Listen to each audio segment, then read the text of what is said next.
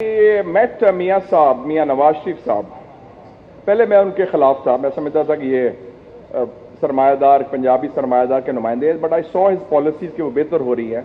तो उन्होंने as a journalist मुझे पूछा कि ये अप्रैल जब क्राइसिस हुआ उनका गुलाम इसाक के साथ, उन्होंने कहा कि क्या आपकी असेसमेंट है. मैंने कहा मियाँ साहब you have lost the game power politics की.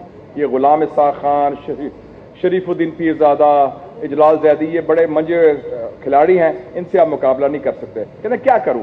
मैं कहा पीपल्स पॉलिटिक्स करें. कहते व्हाट शुड आई डू. कुछ लोग उनको मशवरा दे रहे थे आप असेंबली डिसॉल्व करें, इस्तीफा दें. मैं कहा मियाँ साहब टेक ऑन द एस्टेब्लिशमेंट, आप तकरीर करें कि मैं डिक्टेशन लूंगा, अटैक करें. कहते फिर क्या होगा. मैं कहा फिर आप डिसमिस हो जाएंगे, सैक हो जाएंगे, लेकिन आप सरकारी लीडर से अब अवामी लीडर बन जाएंगे, and I will support you in that. तो उन्होंने बड़ी और जब उनकी लास्ट मीटिंग थी मुझे बुलाया, उन्होंने कहा क्या मेरी आखिरी मीटिंग है 14 अप्रैल 1993 को. मैंने कहा कि मियाँ साहब you are 60 miles from Karbala. उन्होंने कहा नहीं I am 30 miles from Karbala. मैं कहा अब गेम इज ओवर. तो उन्होंने फिर 14 को ये बात हुई, गुलाम इसाक से लास्ट मीटिंग हुई, 17 को तकरीर की. जब वो डिसमिस हुए 18 को, तो मैं मुबारकबाद देने गया. मेरे साथ मेरे ख्याल मेरी वाइफ चला रही थी गाड़ी, डॉक्टर दुष्का, मेरे साथ वो डॉक्टर शीरी मजारी भी थी, नसीम जहरा. तो हम गए, गेट्स खुले थे. तो मैंने कहा मियाँ साहब, उनके सारे मिनिस्टर्स बड़े डिप्रेस थे, they have lost the government. मैं कहा बहुत मुबारक हो मियाँ साहब, अब अवामी लीडर बन गए हैं, अब गो टू द पीपल. तो उस वक्त फिर आई ज्वाइन. आपने पीपल्स पार्टी क्यों नहीं ज्वाइन की. मेरे बेनजीर साहिबा से बड़े ताल्लुकात थे और मैं उनको मिलता भी रहा. बल्कि मुस्लिम अखबार मार्शल लॉ के ज़माने में was the only newspaper जो People's Party और बेनज़ीर को करता भी था. And when she went to London, बारबिकन में ठहरी थी, I was the first to see her in January 84. नीचे डॉक्टर जफर ज़ियादी आते थे, उनसे काफ़ी ताल्लुकात थे. लेकिन मेरा ख्याल था कि मैंने फिर लिखा भी, उनको क्रिटिसाइज किया. मैंने कहा पीपल्स पार्टी की लाइन होगी the road to Islamabad lies through Washington. मैं कहा ये रास्ता आपका ये गलत है. तो ये तरीका, तो ये तो फिर हर एक कोई वही, ज़ियाउल हक भी अमेरिका पर डिपेंड कर रहा है, आप भी उधर जा रहे हैं, तो फिर ये मज़ा नहीं आएगा. तो आई डिड नॉट देन.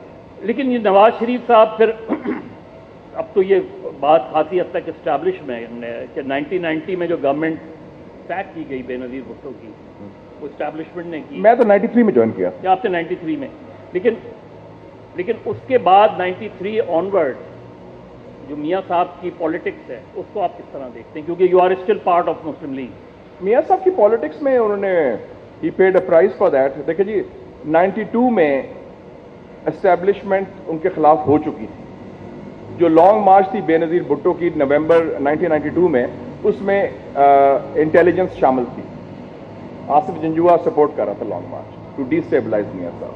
वो नहीं का बात बना, तो फिर उन्होंने बाद में जो हुआ 93 में हुआ, तो उस वक्त उनकी पॉलिटिक्स नेशनल. मैंने उनको कहा था कि ये Muslim League is just a party of the Punjab, Punjabi party है, इसको नेशनल पार्टी बनाएं, इशू बेस्ड बनाएं. और आपने देखा कि सिंध में कितना काम किया. I was in charge of Sindh, और आपने सिंधी हारियों के साथ हमने ईद बनानी, लड़काना गए, लोग इंटेलेक्चुअल से मिलना, आउटरीच करना.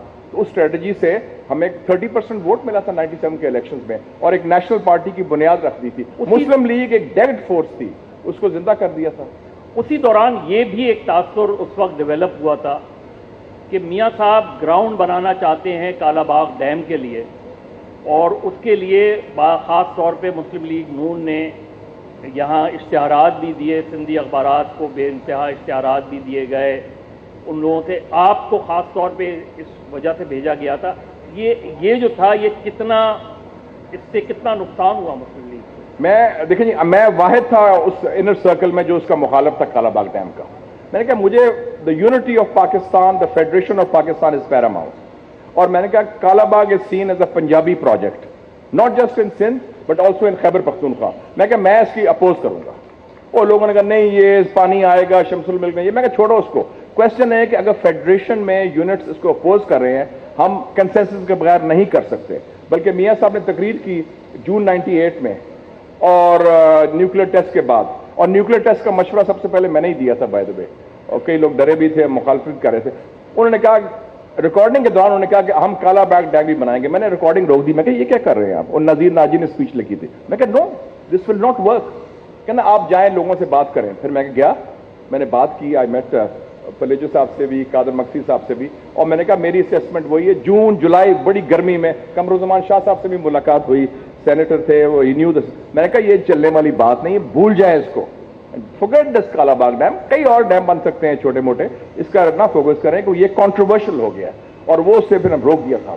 میاں صاحب کی پالیٹکس میں انہوں نے ہی paid a price for that. دیکھیں جی 92 میں اسٹیبلشمنٹ ان کے خلاف ہو چکی تھی, جو لانگ مارچ تھی بے نظیر بھٹو کی نومبر 1992 میں, اس میں انٹیلیجنس شامل تھی.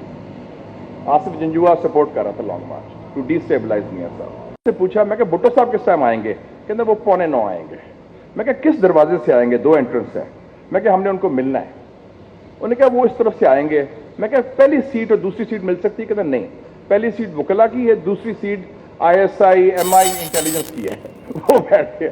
پھر تیسری سیٹ مل سکتی ہے اور بھٹو صاحب اس طرف سے آئیں گے.